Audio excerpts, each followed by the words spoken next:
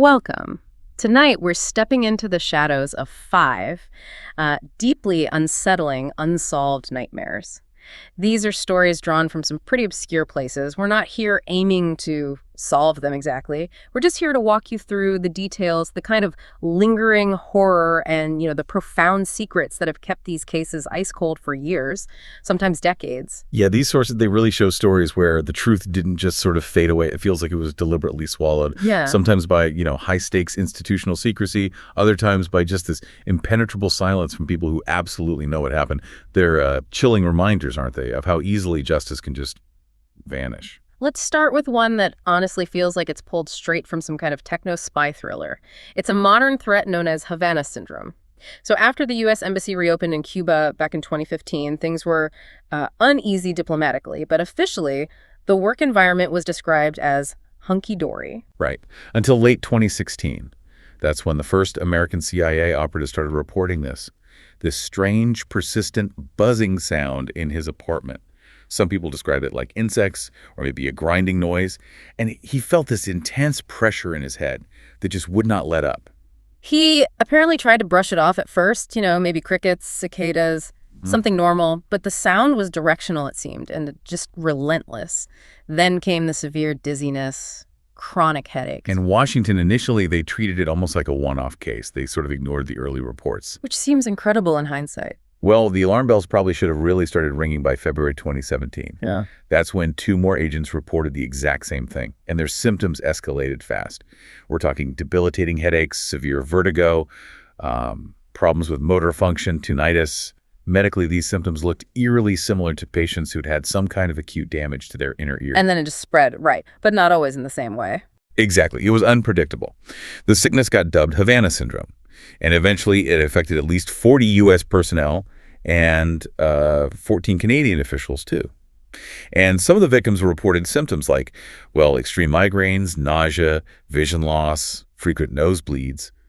But they never heard that initial buzzing sound. So it wasn't always the sound first? Apparently not. Even the doctor who was sent to Havana to treat the agents, he got sick himself. Wow. And what about the physical evidence? Because you hear syndrome and sometimes think, No, this is where it gets really concrete and, frankly, terrifying. Advanced brain imaging was done on the affected staff, and it revealed two pretty devastating findings. First, they had significantly less brain matter compared to a healthy control group, less actual brain tissue. Less brain matter. Yeah. And second, they showed major problems with what's called functional connectivity in their brains. Okay, functional connectivity. So, what does that actually mean for us? It means the different parts of their brains, which normally talk to each other seamlessly, handling everything from memory to movement, they were effectively disconnected, like the wiring was cut. This isn't psychosomatic. It's tangible, invisible physical harm. It doesn't look like a standard concussion or a stroke pattern. Okay. And this unique pattern of damage, it strongly supports the theory that some kind of electromagnetic or directed radiofrequency weapon was used. So sabotage? That became the prevailing theory pretty quickly. Government suspected maybe Cuban, Russian, or Chinese groups. But they couldn't identify the specific device or who was actually behind it. And the fact that it's still ongoing, this mystery and the sheer amount of secrecy around the investigation, it points to a silent, invisible kind of attack that's caused real permanent harm. Absolutely. The investigation is still active, but the lack of transparency really highlights that whatever this weapon system is, it's high-level stuff. And the government involved seems to be trying extremely hard to keep the true nature of this threat completely under wraps. Okay, so if Havana shows us the dark side of modern state secrecy, our next case, it takes us way back. This is the murder of Pamela Werner, a mystery swallowed by the chaos of war and political upheaval in 1937 Peking. Pamela was just 19. She was the adopted daughter of a British diplomat, apparently fluent in Mandarin, and she was actually due to leave for London soon. A cold January night, she went ice skating with some friends, said goodbye to them around 7 p.m. And she just never made it home. The next morning, her body was found, mutilated. It was discovered near the last section of the old Ming Dynasty wall, which was actually quite close to her home. And the brutality of the scene is what makes this case unforgettable. Her ribs were broken, her throat was slashed so deeply it almost severed her head, her right arm was barely attached. And the specific mutilation? Yeah, that's perhaps the most disturbing part.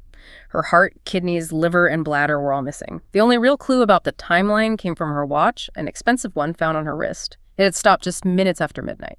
There are two main theories about what happened, right? And they're wildly different. Very different. First, there's the theory put forward by Paul French, an author who did incredibly deep research on this. He called it the Badlands Party theory. French believes Pamela went to a party hosted by an American dentist named Wentworth Prentice. Apparently, he had a bit of an unsavory reputation. Okay. And this party supposedly moved later to a seedy club in the infamous Badlands district of Peking. French suggests she got separated from her friends there, maybe resisted some advances from a group of privileged men who were apparently hunting buddies, and she was killed by a blow to the head during that altercation. Okay, but then the organ removal, how does that fit into the party theory? It seems specific. It's horrific. French suggests the men mutilated her and drained her blood to make the body lighter. The plan, he thinks, was to chop her up and dispose of the pieces in Chinese parts of the city, trying to pin it on some local psychopath. But they were likely interrupted, so they just left the body near the wall. That's one theory. What's the alternative? Well, the other comes from Graham Shepard, who is a former police detective. He argues French's version just doesn't fit Pamela's character, that she wouldn't have been in the Badlands. Shepard proposes something maybe simpler, more personal. He thinks she met up with an old Chinese schoolmate, a man named Han Shuqing, and that he murdered her, perhaps in a jealous rage after she broke his heart or rejected him. Okay, so if Shepard's right, and it was a single killer motivated by rejection, why the mutilation? That still feels disconnected. Shepard has a different explanation for that, too. He suggests the post-mortem mutilation wasn't done by the killer at all. He thinks it was done by random passersby, basically opportunists, who harvested her organs to sell for use in traditional Chinese medicine, driven by superstition. Wow. So either a high society cover-up involving multiple people or a personal murder followed by just ghoulish scavenging. Exactly. Two incredibly dark possibilities. And we'll likely never know for sure. The Japanese army took control of Peking in 1943. The investigation just stopped dead. Evidence was lost. And this mystery, the horror inflicted on Pamela Verner, it just remains completely unsolved, swallowed by the chaos of war and occupation.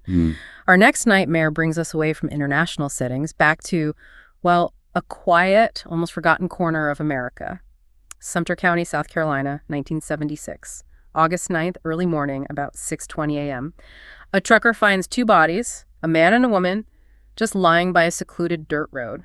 And they'd been executed with this chilling precision. Both were shot 3 times, in the back, the chest, and the throat. The exact same pattern for both victims. They looked quite similar, too, both Caucasian with olive skin. Investigators initially thought maybe they were siblings. DNA later proved that wasn't true. But beyond the crime itself, it's the little details, the peculiarities that just scream out. They were wearing expensive clothes, gold jewelry, looked wealthy, yet no cash on them, no IDs, and strangely, neither of them was wearing any underwear. It's such a strange detail. And the image. Authorities actually displayed their bodies in see-through caskets, shared photos publicly, hoping someone, anyone, would recognize them. That just haunts me. It's desperate. Yeah. And a year passed, nobody came forward. Nobody. The key clue, potentially, was on the man. He wore a 14-karat gold ring set with a sapphire, and engraved on the inside were the letters JPF. And crucially, the man had extensive, very expensive dental work done, including a specific, quite rare type of root canal procedure. That root canal detail sounds like it could be huge, if only a few dentists in the U.S. knew how to do it. What does that suggest? Well, forensic odontologists pointed out that this specific technique was actually much more common in parts of Western Europe and sometimes Canada back then. So it strongly suggested he wasn't, your average American resident. He might have been a foreign traveler. Which ties into that tip, right, from the campground employee. Exactly. An employee claimed the man might be named Jacques. Said his father was a well-known doctor in Canada, and supposedly Jacques had been disowned for not wanting to go into medicine, wanted to be a teacher instead, and was traveling in the U.S. And Jacques, or maybe Jacques, or John Paul, those could fit the JPF initials. It's plausible, certainly, but they remained unidentified. They were buried side by side in Oswego, South Carolina, unclaimed. But the story doesn't quite end there, does it? There was a break regarding the killer. An astonishing one. In 1977, a year later, a man named Lonnie George Henry was arrested for DUI, and in his possession was the exact gun used to shoot both victims. They found the murder weapon on him. They did. But despite having the murder weapon, Henry was never charged with the murders. Why not? Authorities claimed there was insufficient evidence beyond the gun itself to link him directly to the killing. Wait, hold on. They found the murder weapon on a guy and he just walked free on the murder charge. Essentially, yes. He died 5 years later, taking any secrets about the Sumter County victims with him. That just raises enormous questions about the investigation back then, it feels like. Silence wasn't just enforced by a killer, maybe, but by some kind of, I don't know, bureaucratic failure or lack of will. It certainly looks that way from the outside. A missed opportunity, at the very least. Okay, let's move across the world now to Australia in 1989. This involves a different kind of silence, maybe one enforced by loyalty or perhaps fear. It's the case of 17-year-old Robbie Joe Coulter. His body, decomposed, was found at the bottom of the Murray River in New South Wales. And the circumstances when they found him were immediately sinister. His hands were bound behind his back. His body was weighed down with heavy chains and mill bricks. And yet, the police initially ruled out foul play. How is that even possible? It seems completely baffling given the evidence. An impossible ruling, really. So the revised theory, the one that makes sense, is that Robbie Joe was likely abducted, probably while walking home from a New Year's Day party. He was taken to the Murray River, wrapped in those chains. Apparently 21 kilograms worth of brick and chain had his hands tied, and was thrown into the water while he was still alive and conscious. Oh, God. That's... Yeah. The mechanism of death there is just pure terror. It's incredibly horrifying to even contemplate. And the silence around it. His mother has said publicly, quite heartbreakingly, that she's convinced all of his mates know what happened. But they stay silent. Even after all these years. That kind of group silence, it feels like an act of cruelty, doesn't it? It really does. His sister wrote something chilling on social media, didn't she? Yeah, she posted something like, "I can't possibly imagine the fear that filled his soul as he sank to the bottom of the Murray River." It just encapsulates the ongoing horror for the family. The good news, if you can call it that, is the case was recently reopened. Maybe that wall of silence can finally be broken. Let's hope so. Okay, finally, we turn to maybe the ultimate case involving institutional secrecy and walls, both literal and figurative. The disappearance of 15-year-old Emanuela Orlandi in 1983. She lived inside Vatican City with her family, and she vanished on her way home from a music lesson in Rome. The stakes were just enormous from the get-go. This wasn't just some random street disappearance. She was a Vatican resident, vanishing basically on his doorstep. After Pope John Paul II himself made a public appeal for her return, things took a very strange turn. Authorities started getting calls from someone calling himself the American. And this caller claimed his group was holding Emanuela captive. And the demand wasn't for money, which is what you'd normally expect. It was political, high stakes. Exactly. They demanded the release of Mehmet Ali Aska. That's the man who had shot the Pope, attempted to assassinate him back in 1981. So immediately, this disappearance gets linked to deep institutional secrets, maybe international plots, Cold War turmoil, everything. They even played an alleged recording of Emanuela's voice over the phone. And for decades, nothing solid, just theories. Decades of conspiracy theories, yeah. Until this really bizarre breakthrough happened just a few years ago in 2019. An anonymous tipster sent a letter. It included a picture of an angel sculpture in the Teutonic Cemetery, which is inside the Vatican. And the angel was pointing towards the tombs of two long-dead German princesses, Princess Sophie von Hohenlohe and Princess Charlotte Federica of Mecklenburg. The note basically said, "Look where the angel points." Suggesting Emanuela might be buried there. That was the implication. Oh. So the Vatican agreed to open these two historical tombs in July 2019. Everyone was expecting to find, well, the remains of the princesses and maybe, just maybe, some clue about Emanuela. The tombs were empty, completely empty. Wait, the princesses' remains were gone too? Not just no sign of Emanuela, but the original occupants were missing? Exactly. That discovery alone, it speaks volumes about the level of manipulation, the access someone had within the Vatican walls, regardless of Emanuela's fate. It confirms that, at some point, institutional power was used to remove historical bodies, presumably to hide something or control some secret. Okay, so the empty tombs just created more questions. What happened next? Well, the plot thickened even more. Authorities kept searching the area underneath the floor of the nearby Teutonic College building.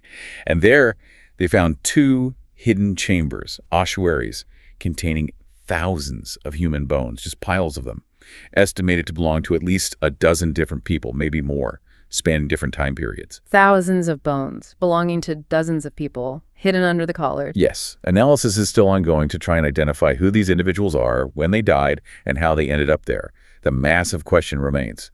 Could some of those bones belong to Emanuela Orlandi? And if they do, what would that revelation mean? Who put them there, and why? It potentially implicates people within the Vatican itself over decades of silence. These 5 cases. Wow. From the silent physical damage of Havana syndrome to the brutal chaos and lost evidence in 1937 Peking. Then the sort of bureaucratic failure maybe in Sumter County, the chilling communal silence around Robbie Joe Coulter, and this deep institutional manipulation in the Vatican case. They all demonstrate that truth doesn't just slip away sometimes. It feels like it's deliberately locked down, hidden. Yeah, the power structure involved, whether it's a government covering up a weapon or a secretive group of friends or even, a powerful institution like the Vatican, that structure itself often becomes the most effective tool for keeping a nightmare unsolved. It makes you realize you always have to ask, who benefits from this information not coming to light? Sometimes maybe the most enduring horror isn't just the act itself, but the silence that follows it, the silence that protects it. Thank you for joining us on this exploration of these unsettling archives. Until next time, keep questioning. If you found this deep dive compelling, please make sure to like, share, and subscribe to Horror Docs. We appreciate your support.